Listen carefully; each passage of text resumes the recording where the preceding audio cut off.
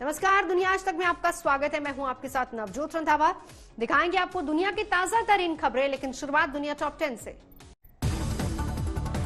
Myanmar में प्रदर्शनकारियों पर हुई गोलीबारी की अमेरिका ने कड़ी निंदा की। अमेरिका का कहना है कि म्यांमार की सेना निहत्थे आम नागरिकों की हत्या कर रही है। साथ ही अमेरिका ने कहा कि म्यांमार की बहादुर जनता ने सेना के आतंक को नकार दिया है।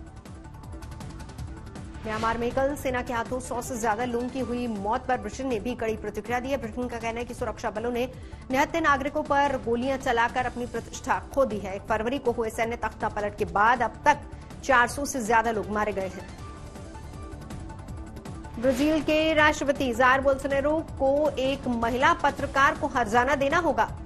कोर्ट ने महिला पत्रकार के खिलाफ अपमानजनक बातें कहने के लिए राष्ट्रपति पर करीब 3500 अमेरिकी डॉलर का जुर्माना लगाया है।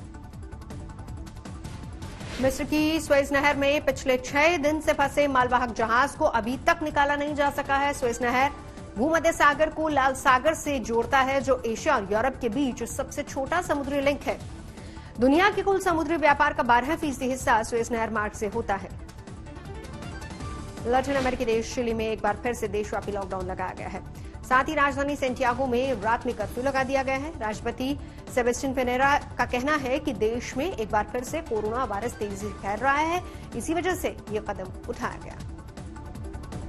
लैटिन अमेरिकी देश पेरू में कोरोना महामारी से जान गंवाने वालों की संख्या 50,000 के पार पहुंच गई है। 15 लाख से ज्यादा लोग संक्रमित हैं। कोरोना के बढ़ते मरीजों की वजह से यहां अस्पतालों में बेड की भी कमी देखी जा रही है।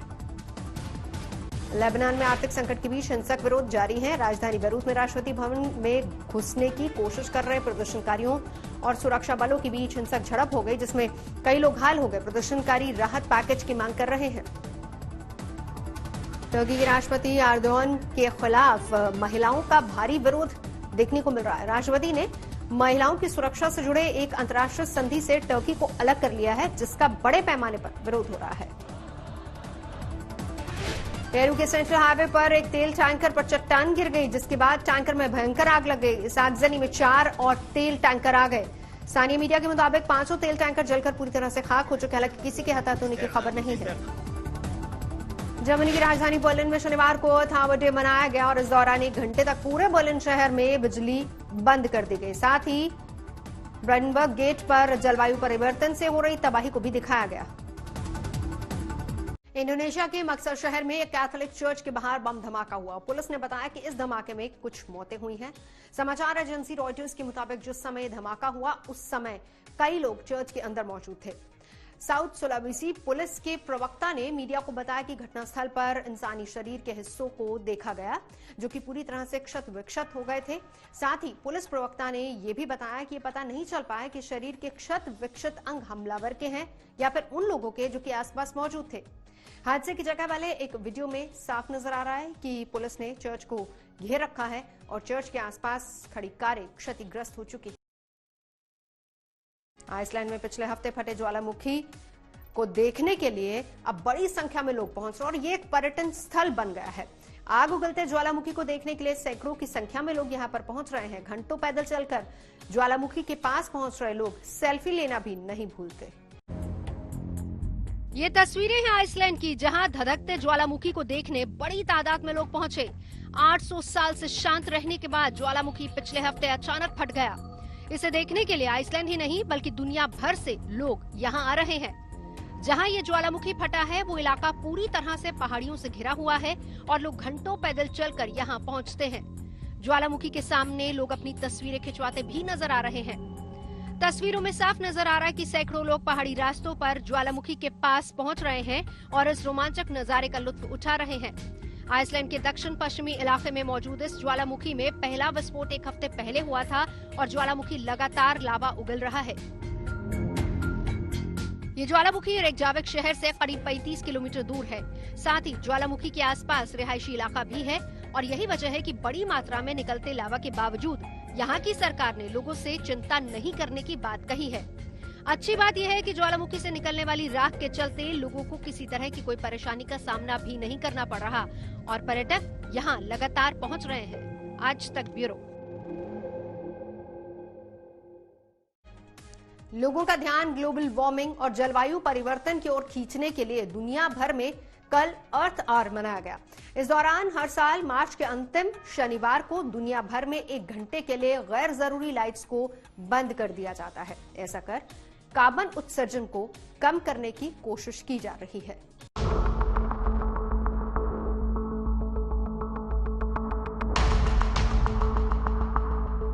अर्थ आवर की शुरुआत 2007 में ऑस्ट्रेलिया में हुई थी। घरों और कारोबारी प्रतिष्ठानों में 1 घंटे लाइट्स बंद करने का आह्वान किया गया था, जिससे कार्बन उत्सर्जन और जलवायु परिवर्तन को लेकर लोगों को जागरूक किया जा सके।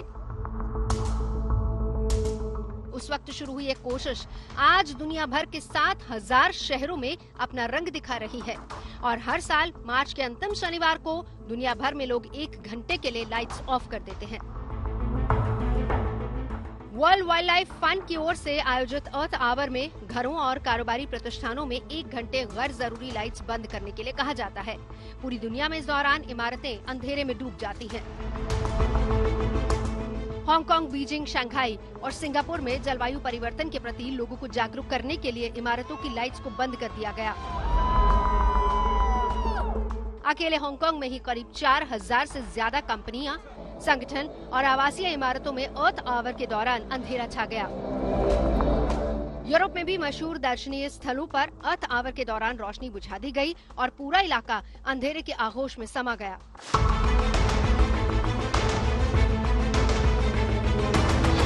कई लोगों ने इस मौके को अपने कैमरे में भी कैद किया और अर्थ आवर के नेक इरादे की तारीफ की। आज तक ब्यूरो।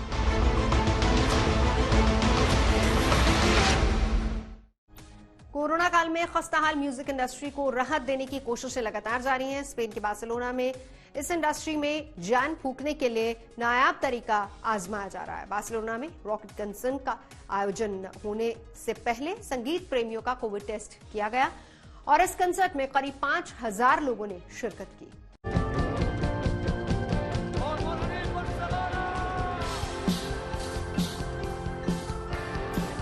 स्पेन की राजधानी बार्सिलोना में आयोजित रॉक कंसर्ट में करीब 5000 लोग जुटे।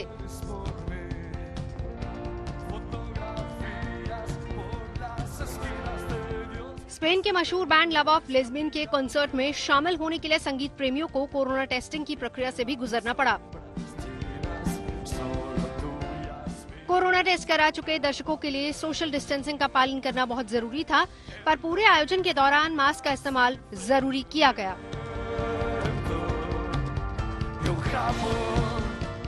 रॉक कंसर्ट में हिस्सा लेने से पहले टिकट ले चुके सभी संगीत प्रेमियों का कोरोना टेस्ट हुआ। इस कार्यक्रम को स्वास्थ्य अधिकारियों की अनुमति के बाद ही आयोजित किया गया। अगर ये पहल कामयाब रही तो कोरोना काल में खस्ताहाल लाइव म्यूजिक इंडस्ट्री को नया जीवन दान मिल सकता है। कंसर्ट से पहले शहर के 3 प्रमुख जगहों पर कोरोना टेस्टिंग के लिए खास इंतजाम किए गए थे। इसके लिए 80 नर्सों को तैनात किया गया था। पूरी टीम वायरस से बचाव के उपकरणों से लैस थी। दर्शकों की कोरोना जांच के दौरान 3 लोगों को पॉजिटिव पाया गया और इनके संपर्क में आए एक और शख्स को संक्रमित पाया गया। इन लोगों को कंसर्ट में शामिल होने की इजाजत नहीं दी गई और इन्हें टिकट के पैसे वापस मिल गए। दर्शकों को एंटीजन टेस्ट रिपोर्ट 10 से 15 मिनट में ऐप के माध्यम से भेज दी गई।